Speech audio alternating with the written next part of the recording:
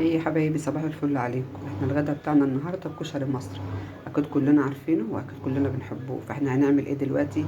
هنعمل التسبيكه بتاعه الكشري المصري. بصوا يا حبايبي، انا حطيت هنا معلقه زيت ومعايا معلقه توم اهي.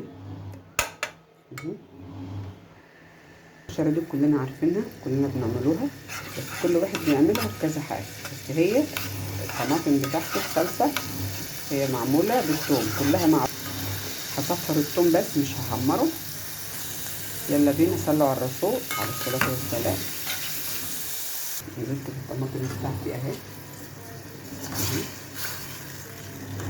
انزل عليها بايه؟ انزل عليها بمعلقة ملح. انزل عليها بكمون. نص معلقة كمون محترمة كده. وهقلب اما تخش شوية في السوا. هحط لها ايه، شطة. للي يحب، اللي ما بيحبش الشطة ما يحطهاش. انا هنا حطيت مية المكرونة اهي، والتسبيكة خلصت اهي. شايفين انا حاطه هنا المكرونه اهي. حاطه على المكرونه العقل، حاطه عليها ربع كيلو اسباجيتي اهي، عشان الاسباجيتي بتبقى حلوه في الكشري اهي. خلاص قربت تستوي. شايفين اما بتعملي الميكس مكرونه كده مع بعض بتبقى طعمها حلو جدا في الكشري. بصوا من المكرونه اهي بتاعه الكشري، انا سلقتها وحطيت عليها معلقه زيت. هغطيها بقى واعمل ايه، الرز. بصوا البصل اهو، انا خرطته، غسلته كويس وقشرته. قشرته كويس وبعدين خرطته اهو، وحطيت عليه رشة دقيق اهو عشان يبقى يطلع مقرمش. ودلوقتي هروح فيه فين على الزيت. البصل اهو، شايفين مقرمش خالص، شايفين مقرمش اهو.